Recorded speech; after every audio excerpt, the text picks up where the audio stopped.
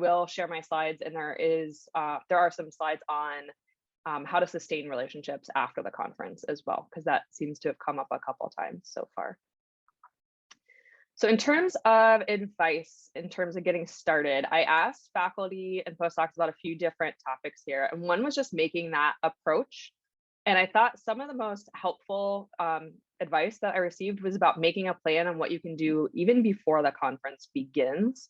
So some of those things, obviously, first kind of identifying some of the individuals that you'd personally like to meet. And then some of the best advice that I thought we got here was reaching out ahead of time and kind of trying to schedule a coffee or, breakfast or something with a person that you would like to meet. Some of the faculty were indicating that it can be very intimidating to try to fit somebody into your schedule at the last minute and a little overwhelming. Whereas if you set something up ahead of time, they already have you on their schedule and they're not kind of worried about fitting you in. So you might be kind of feeling less like an imposition if you've reached out and made that contact ahead of time. And then of course, you can always search the program by the SIGs in the divisions to kind of see where that individual is going to be, that person that you want to talk to. Keeping in mind that just because they're not the first presenter doesn't mean they won't be in the room. And that certainly at poster sessions, they might be there to support their students. In terms of quick introductions, some of the things that you can kind of talk about, you can make that initial, I'm really interested in your work type of comment and kind of say where you're coming from, but try to be specific in what it is that you're kind of approaching them about. So you can think about that ahead of time. So is there a particular article of theirs that you've read that you'd like to ask them a question about? Is there similar research that you're doing that you have kind of a problem that you're running into, or you're curious if they've had any issues with that?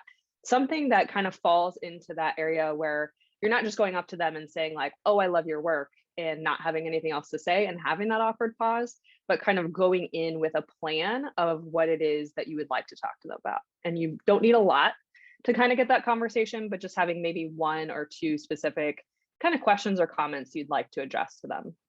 And then of course you can note that you would love to talk more. So that kind of leaves it open to you following up later on in the conference, at another conference, or by email, something to that effect. And again, like I said, lots of people said, don't be shy. The consensus was, well, people are busy, especially at conferences, as long as you're not going up to them at a time when they're clearly too busy, that they're going to welcome those kinds of questions from you, and they know that not everybody has a chance to ask a question during the actual presentation session. So it's okay to go up to them afterwards and really try to make that approach. But on the flip side, if you're having trouble kind of going up to them on your own, always feel free to ask your advisor or another mentor to go ahead and introduce you. I know not everybody's advisors are attending this year, but if you do have another more senior person or somebody who's already met that individual, you can always ask them to help you make that initial approach. One or two of you mentioned also best places to start a conversation. Again, there was a lot of consensus on this. So especially for MOTSIG, the MOTSIG business meeting is a good opportunity. There's lots of small group conversations. I know last year, while it was virtual, we did a lot of breakout sessions and kind of did some planning for future events as well. And I had the opportunity personally to speak with a lot of really well-known scholars and kind of get to know people, which was great. And then the social hours, happy hours, or other graduate student events are, of course, a good place to be, especially before and after the business meetings. People tend to hang around, even if there's not a formal event. And there's also specific grad seminars and mentoring programs. I know I've done in the past some of the mentoring programs through the SRL SIG as well. And I know MOTSIG has them also. We were just talking about them before everybody joined here. So there are definitely opportunities to meet a wide range of people at those sorts of events as well. And as I kind of alluded to earlier, the poster sessions are a great place to meet people because there's actually some opportunity for conversation. Things tend to be a little bit more informal, and faculty are often going to attend to support their graduate students. So you might want to look kind of down the line towards the end of the author list for some of the poster sessions to see what faculty are associated with posters and figure out who might be around during that time.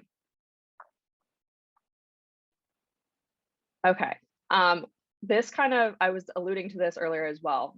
some things in your approach of what not to do. I got some anecdotes from faculty, some of which were quite entertaining. So these come directly from real conferencing experiences. So I would suggest not doing any of these items. This will help you maybe not feel like you're making an imposition and maybe feel a little bit better about knowing that you would not do any of these things, hopefully.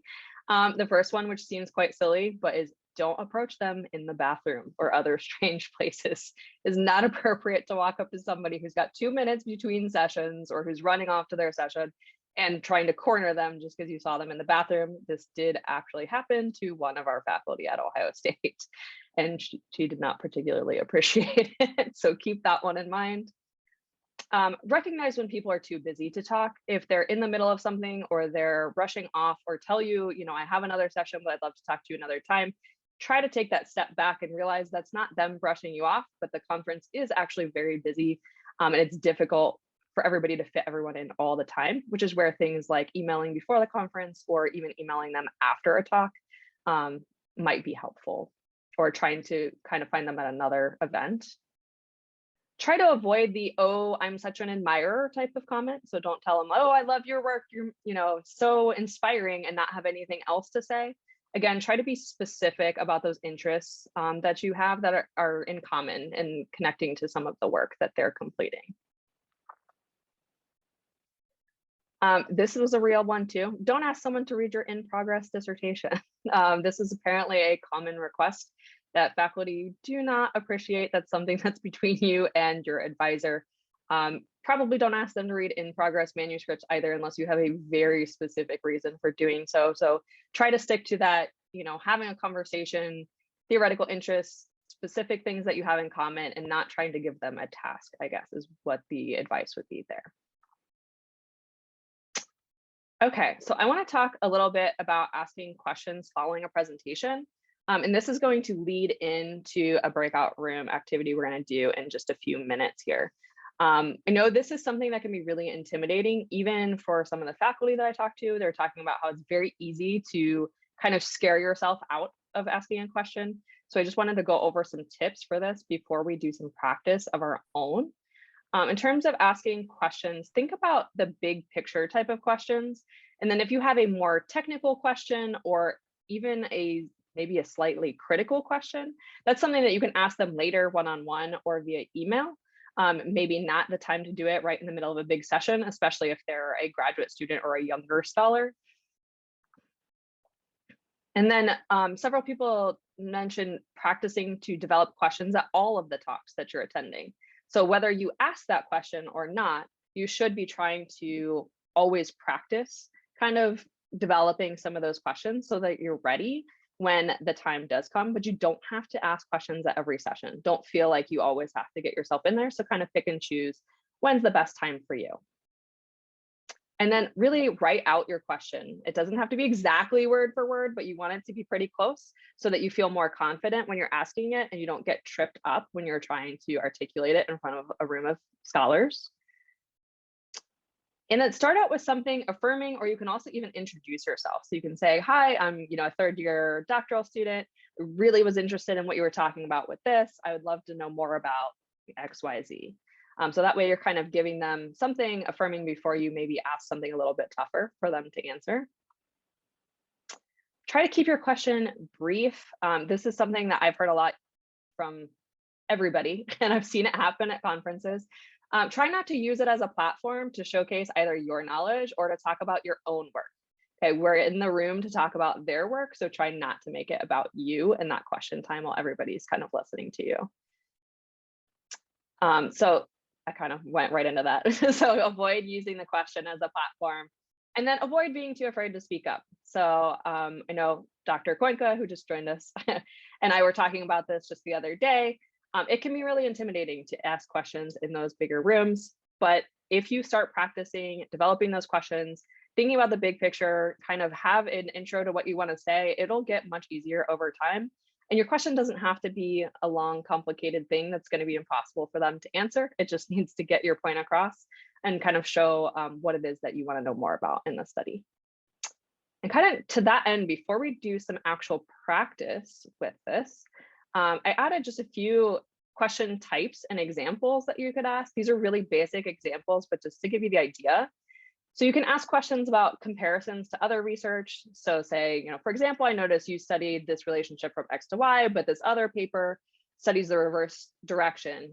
What made you choose to look at it in this way? So that's kind of showing that you know what's going on, responding to their presentation, but not also being critical necessarily in your question. You can always ask clarification questions. Often things like measures are not kind of gone into in depth, and you might have a question.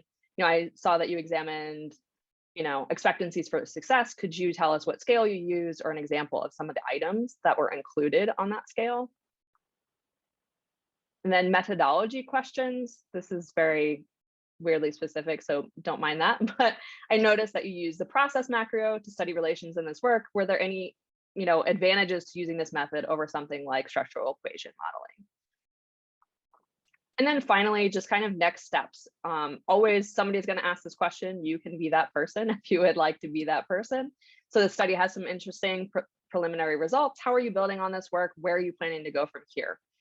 Just kind of that basic question is always going to open the floor to more interesting discussion and doesn't have to be complicated for you to ask. So what we're going to do, okay, I'm going to, this is going to start playing and I'm going to pause it here real quick. We're going to practice generating some of our own questions.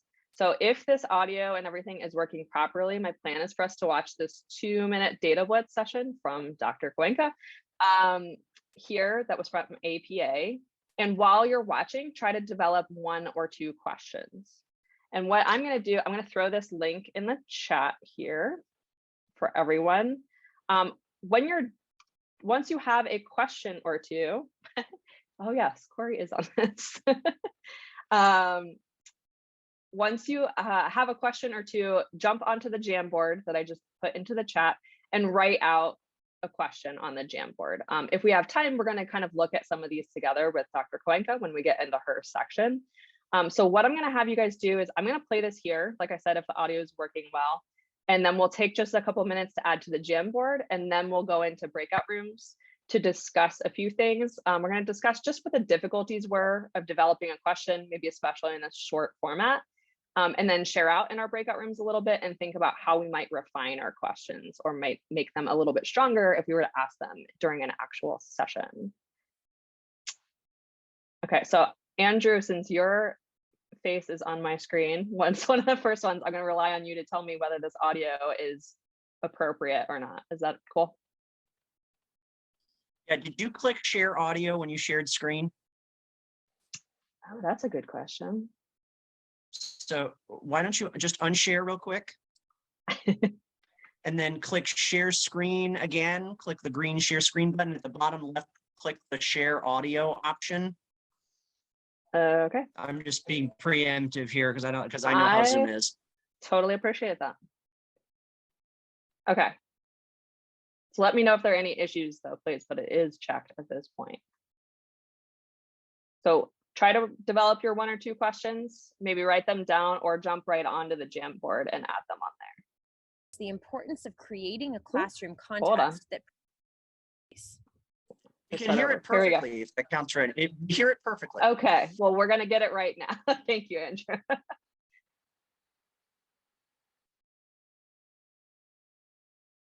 It's well documented in the literature that many students, especially women and people of color, who initially aspire to pursue degrees and careers in science, technology, engineering, and mathematics domains, ultimately opt out of doing so. Drawing from expectancy value theory of achievement motivation, a large literature has demonstrated that students who expect to be successful and value STEM are more likely to continue pursuing it. However, the overwhelming majority of this work has used samples that consist primarily of white students and has failed to explore the combined experiences of gender and race. Guided by expectancy value theory, we attempted to address these 2 gaps. In particular, in the current research, we explored whether 9th grade expectancies and values in science predicted 11th grade achievement, and whether these associations were mediated by 9th grade achievement and 11th grade expectancies and values. To investigate these questions, we used a large subsample of students from the high school longitudinal study. Preliminary structural equation modeling analyses revealed findings that aligned with hypotheses.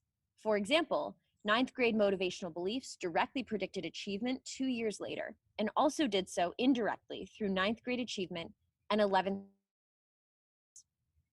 One noteworthy contribution to come out of the work so far is the importance of motivational beliefs in science, even across 2 years, in a nationally representative sample. So these findings reinforce the importance of creating a classroom context that promotes expectancies for success and task values in science among all students. Our immediate next step in this work is to explore whether and how these relations across 9th and 11th grade differ based on unique combinations of gender and race. So, for example, do these relations operate similarly for white female students versus female students of color? Thanks to all of you for listening, and don't hesitate to reach out with any questions. Okay, once you've added your item to the Jamboard, I'm gonna throw you guys into the breakout rooms. I'm gonna give you about maybe 5 or 6 minutes here. And again, we're just gonna discuss kind of the difficulties of coming up with questions, sharing out maybe a couple examples from the group, and then thinking about how you can refine or what you might do to try to develop questions during a conference session coming up. So I'm gonna go ahead and open those rooms. While people are coming back, were there any big takeaways or things you guys noticed while you were trying to develop questions in that short amount of time? One of the things we had mentioned was like not being able to see the poster and then just like really hear what they had said. I think that would have really changed my takeaways. Yeah, that's a good point. Also, my questions were relative to my expertise. So I'm a quantitative researcher. I think those that know me know that I'm a big data person.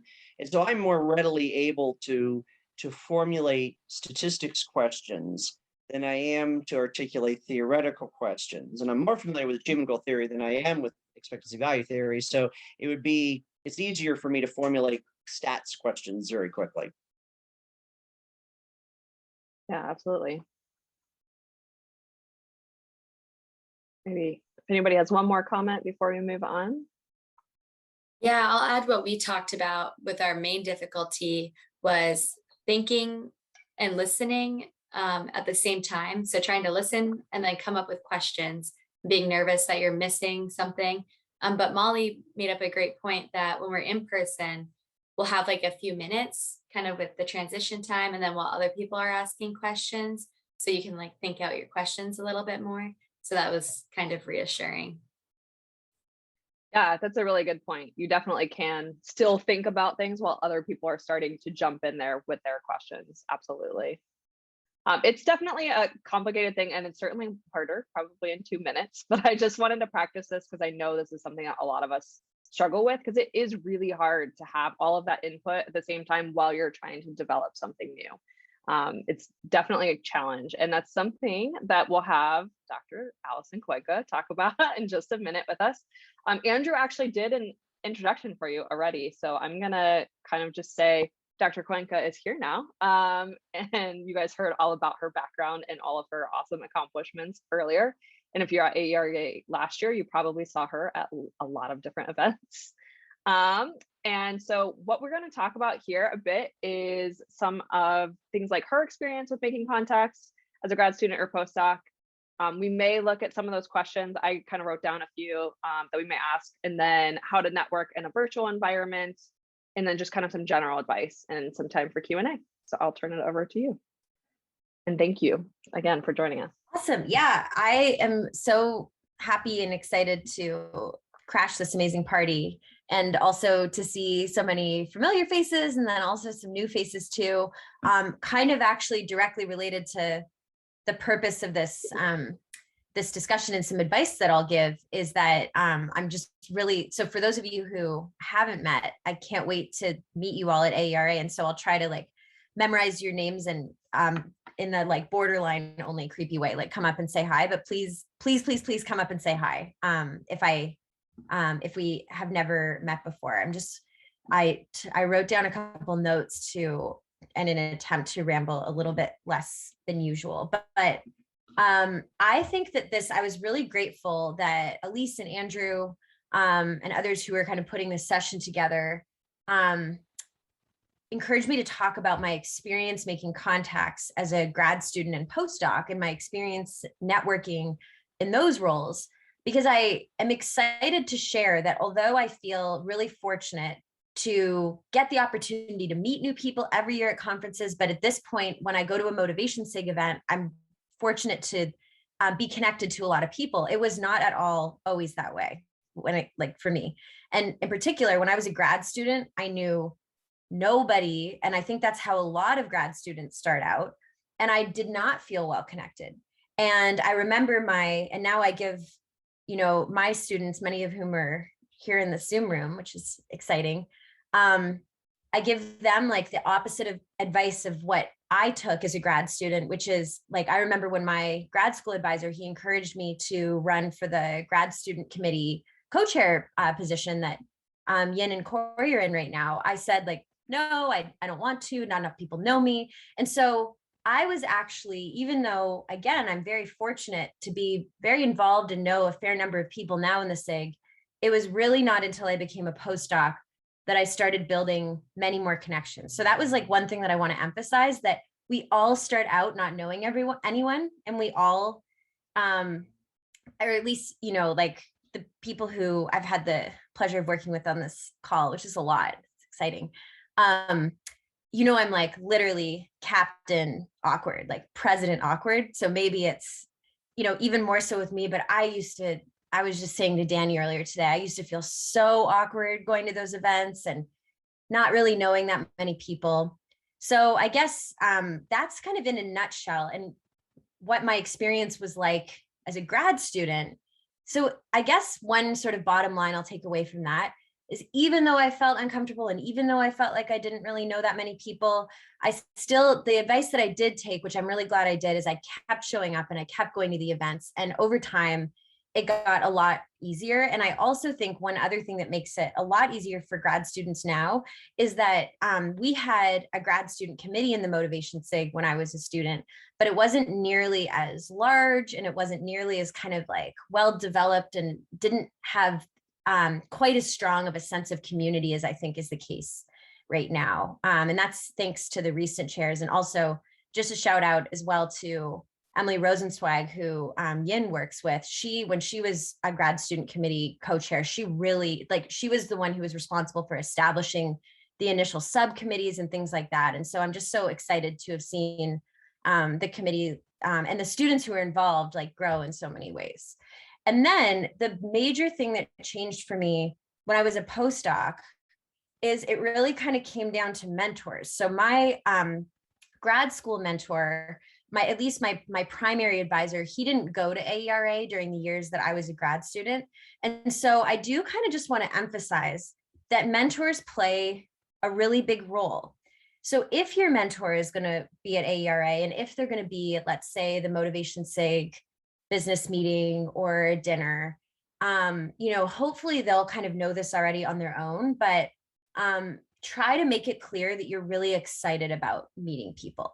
And if your mentor isn't going to be there, I have warned you all that I'm like, again, Captain Awkward, but at least one person to come up to. And in addition to all of you as well, like knowing each other, please come up and say hi. And I'd be really excited to introduce you to some of the people that I know and that I've been in contact with. So definitely, I want to emphasize that mentors play a big role. And so if your mentor is going to be there, that's great. If they're not, kind of at least one faculty member. And then of course, like everybody in the Zoom room, you've already met at least once, which is a really great way to start if it's your first in-person conference. I'm trying to think if there's anything else. I'm just looking at my notes here. This is, I guess everything else I have is more like general Q&A or some of my personal recommended like do's and don'ts. But Elise, do you think that I should, oh yeah, Elise, thanks for mentioning that we can stay on it a little bit later. But does anyone have, so Elise, remind me, I know that with the questions in the sessions on the Jamboard, how would you recommend that I go about doing this? And I want to preface this by saying Elise was so well organized and explained this all to me yesterday, and I'm just forgetting. So actually, since we are running a little short on time, I was going to ask, would people feel like there's some value in like Dr. Koenka picking out a couple questions from the Jamboard to talk about that you guys just developed, or would you rather kind of just continue on with general Q&A if anybody has any input here?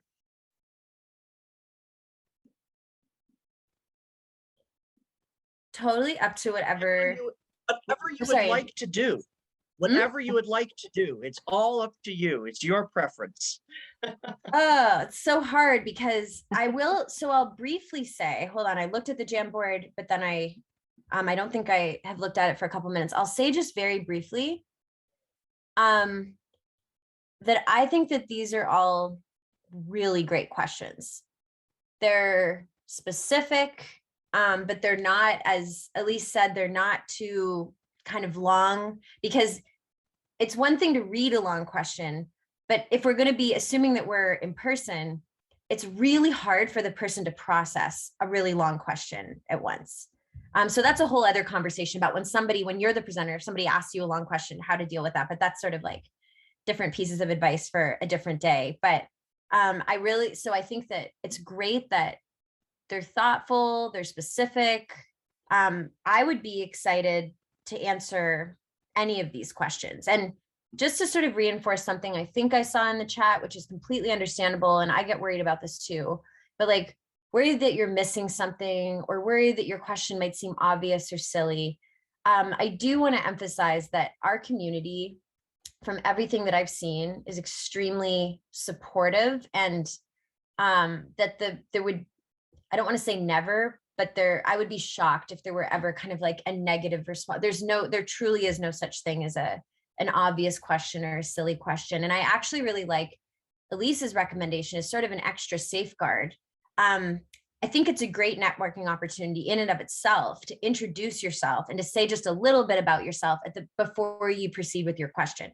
So saying something like, hi, I'm Molly Taylor. I'm a first-year PhD student at VCU. Really enjoyed your presentation, and then launch into the question. If Molly were to say that, then the presenter knows that she's a first-year PhD student, and not that there would be any kind of a negative response if somebody with more experience or expertise asked that question. But I think it's like a really good strategy. So I'm grateful that Elise raised that. But I know that some people are probably gonna have to sign off rate at 5. And so I want to leave time. I have a few do's and don'ts that I brainstormed, which of course should be taken with a grain of salt, because lots of people differ on networking strategies, but I can go through those, or I bet that people have some really good questions. Allison, why don't we go through your do's and don'ts, since we do have a record of the Jamboard, but if you want to go through your do's and don'ts. I will say, for those that do have to depart at 5 o'clock, and this is not an invitation to leave, I'm saying thank you for joining us if you have to leave. And our Motivation Monday is coming up. I think it's this Monday, right? Is that correct? Coming up this Monday, so don't miss that. Yeah. It's Dr. Lindenberg Garcia, Dr. Emily Rosenzweig, and we have Dr. Corey Rosseth. And so that is peer reviewing research. So there, we advertised it. So if anyone has to leave. Okay, go ahead, Dr. Cuenca. Thanks, Andrew. And I love those Motivation Mondays. I've already said this, but it's like, as is this session, such an amazing example of how to facilitate really productive and engaging discussions. So thanks to all of you who are involved in that, and a lineup amazing panel for this Monday. Okay, do's and don'ts. Here are a few things that I thought of as I was just kind of brainstorming. I think that one of the things that I did quote right from the beginning, and I'm happy to share an example, is always, or like, I'm always reluctant to use the words always or never, but pretty much always send a follow-up email after the conference is done to kind of close the circuit of, or like the cycle of meeting your correspondence. Because all of us meet a million different people at these conferences. Like I was saying to Danny earlier today, I'm pretty sure that maybe 10,000 people go to AERA, and I'm not even exaggerating. It is a giant conference. And so it can be really helpful just for networking and connection and just sort of like getting to know people, relationship building purposes, to send just a very brief, dear so-and-so, I really enjoyed, meeting you, blah, blah, blah. And I'm happy to share. I remember, I think for somebody last year, I actually went back because I'm weird and I do not delete any emails. I went back and found one from when I was a grad student in 2014. So I'm very happy to kind of share that email with anyone who just like is interested in looking at one example of what that looks like.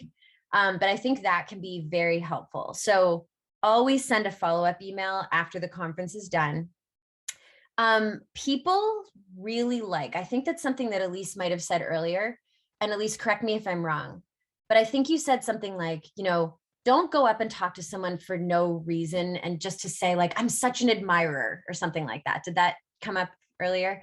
And I agree with that completely. At the same time, people love hearing that others are reading their work and enjoyed their presentations and things like that. So don't be afraid at the same time, especially if you have something specific to say, to walk up to someone and to say, I really enjoyed your presentation. I especially appreciated X, or this paper that you published with so-and-so. It's really informed my thinking. People love hearing that stuff. So that's sort of another do. Another thing that I don't think gets said often enough. So when we think about networking, I think that a lot of us think about those really senior and maybe especially famous scholars in the field, which same, I love, getting to know and meet those people as well. And it's super cool. I was saying to Danny earlier today, when I saw, as a grad student or even now, oh my gosh, there's Jackie Eccles. She's right there. That's so cool. So, that's great. But also don't forget about networking with your grad school peers and also people who are just maybe a little bit more senior than you, like maybe postdocs or people who are, what I'm basically saying is network with me, just kidding. But people who are kind of in the early assistant professor years, in addition to more senior scholars.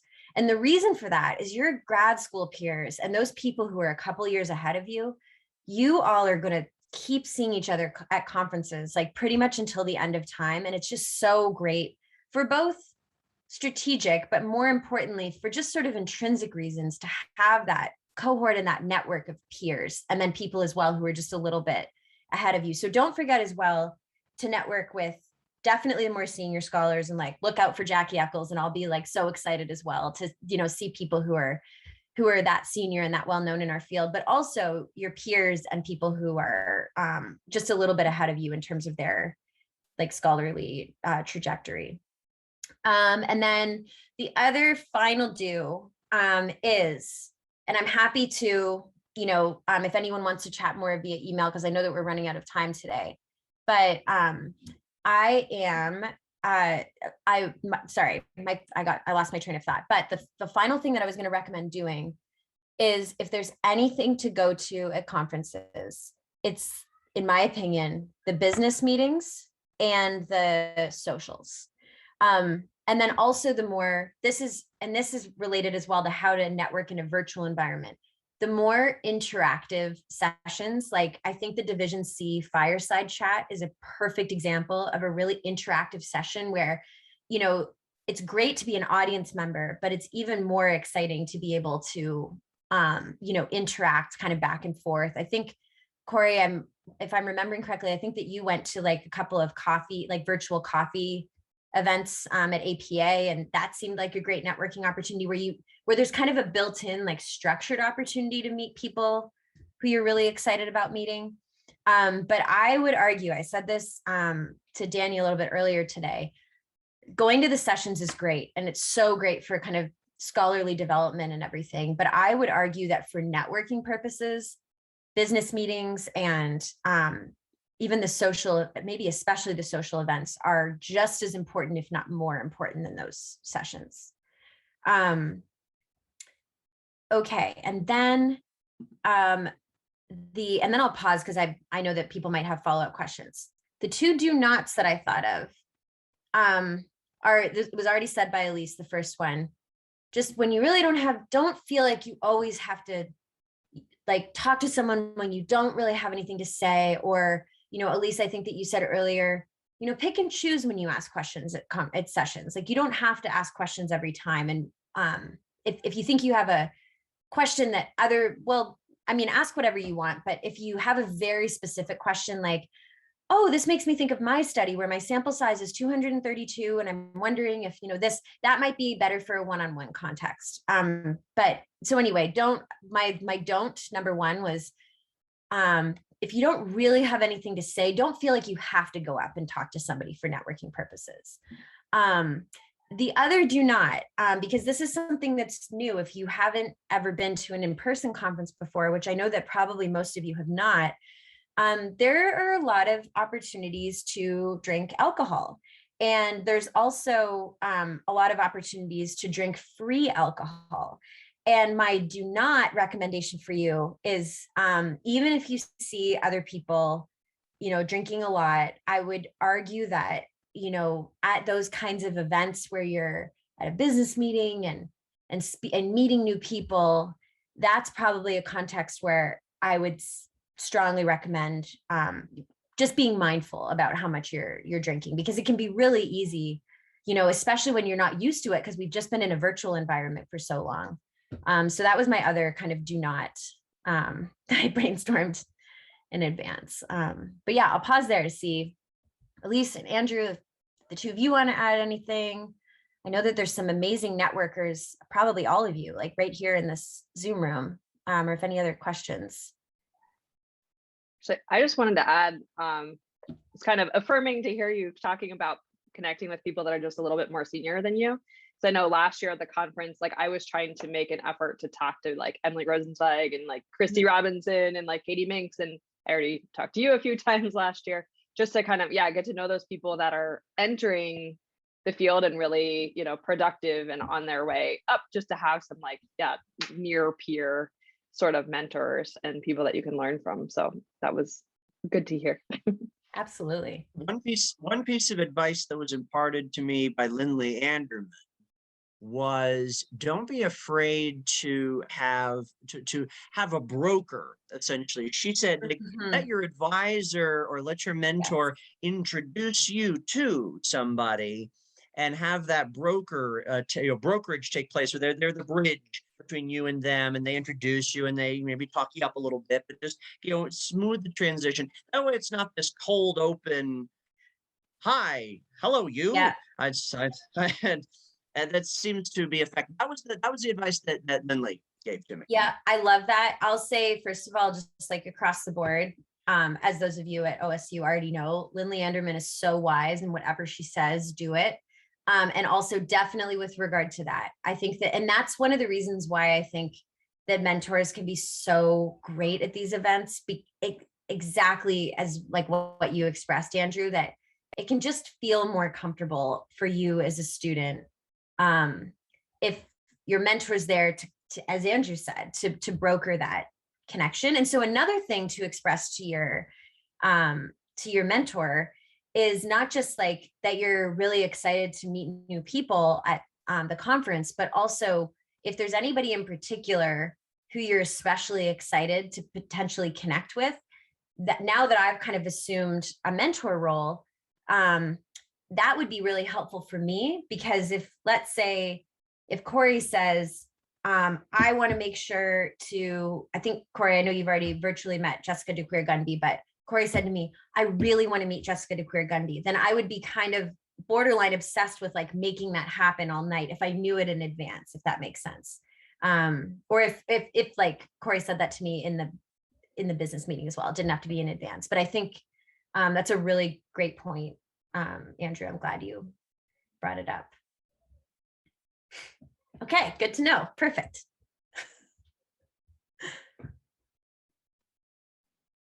I guess one question that came up earlier, and I don't know if you'll have a good off-the-cuff response to this or not, because this is going to be new for you too. People mentioned that they're nervous about going back to in person, whether they either haven't been to a conference or just haven't been in a while. Do you have any advice on how to like get over some of those jitters and just get back into kind of that networking process or introducing yourself to people?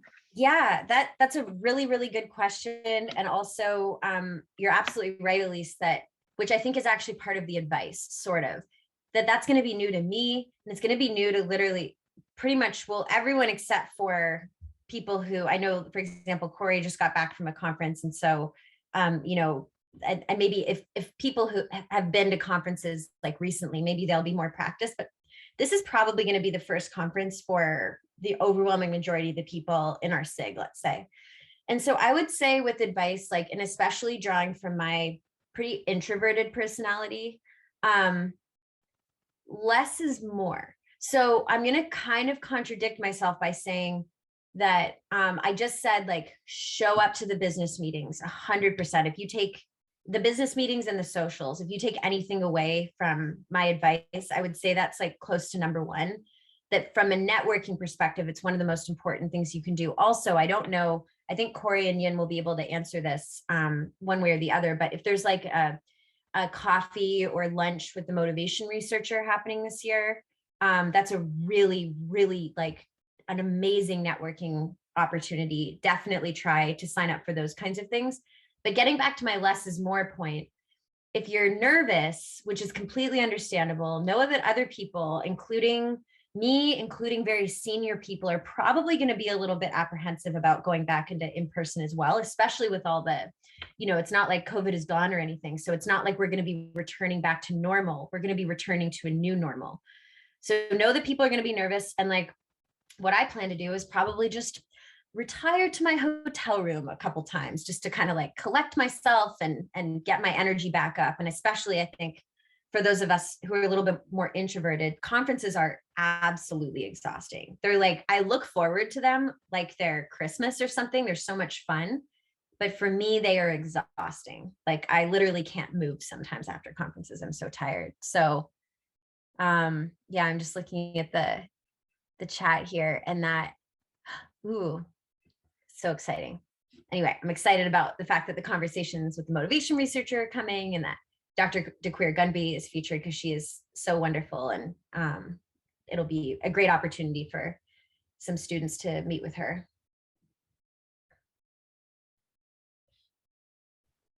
Any other like questions or reflections? This You have isn't, shared the slides, correct, Elise? Yes, I Sorry, did. And I Corey. actually, I'll pull them back up in just a second when we wrap up, just to kind of show you guys what's there. But Corey, go ahead before we do Go that. ahead, Corey. Yep. oh yeah, I was gonna share something that I didn't realize at all until I was in person for the conference last week. But how the hotel is like flooded with people that are also there for the conference. So when you're like standing there talking with your friends, you like never know who's like around you too that can hear what you're saying. I didn't realize that until I like looked over and then saw people's name tags from the conference. I was like, oh my gosh, we better be careful what we're saying while we're in the hotel or any space like that until we're maybe like in our room. So that was something I just didn't even think about, and like what clothes you wear around the hotel too. I did not think about that at all until I was already in person in the hotel lobby, hanging out with my friends. It's like, oh, wait a minute, people are everywhere.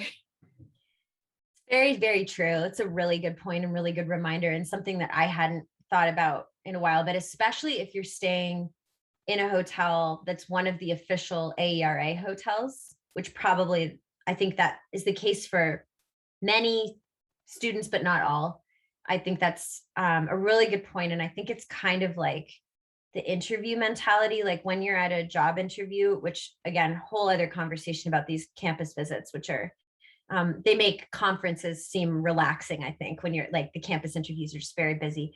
But anyway, like I always think to myself, when I'm on a campus interview, I am like, the only time I'm not on is literally, as Corey said, when I'm in my hotel room. That's not to say though, I probably just made it sound like way more intense than it is. It's just, I think that Corey's advice is very good about just being aware that you know, if you're saying, and you know, this might be a good thing, but like, oh my gosh, I loved Alan Wigfield's discussant comments. Alan Wigfield is probably, or not probably, but he easily could be like right behind you in the hotel lobby or something like that. And you know, he'd probably be, knowing him, he'd be like, "Thank you. Can I join this conversation and hear more about what you?" But like, anyway, all that is to say that it's a really great point.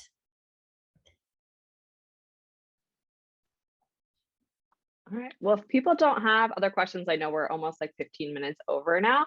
I'm going to share just my last couple slides just to show you guys what's there so you can have some additional resources. I threw them in the chat one more time too, but also before we do that, I just wanted to thank Dr. Cuenca one more time for coming. It was really great to have, you know, somebody a little bit more senior and who's gone through a lot of this recently to share some advice with us. So thank you so much for attending. My pleasure. And then the only other thing I'll say, just in conclusion, is one, please, I'm just so excited to meet all of you. So if you see me and you want to say hi, please do. And two, please feel free when you do to call me Allison. I like first names. So definitely feel free to do that. Okay, I'll sign off so that you can have your last couple minutes, but definitely also feel free to send me an email if you have any follow-up questions. All right. Thank you very so much for coming. Okay, I'm just gonna give you guys a super quick overview of what's here. I'm not gonna actually go through it. So there's just some slides on maintaining relationships. Allison mentioned this as well too, about thinking about your purpose for meeting people. So if you're just kind of trying to make connections for a job, you're gonna maybe just follow up a little bit more informally than you would if you have that specific overlap in your work. Also, I thought this was a good comment from somebody who said, connect on Twitter. I just recently did this. And I've already connected with a lot of big scholars in our field, as well as people kind of at our level. I know I'm following a lot of people in this room too. So it's a good way to connect with people.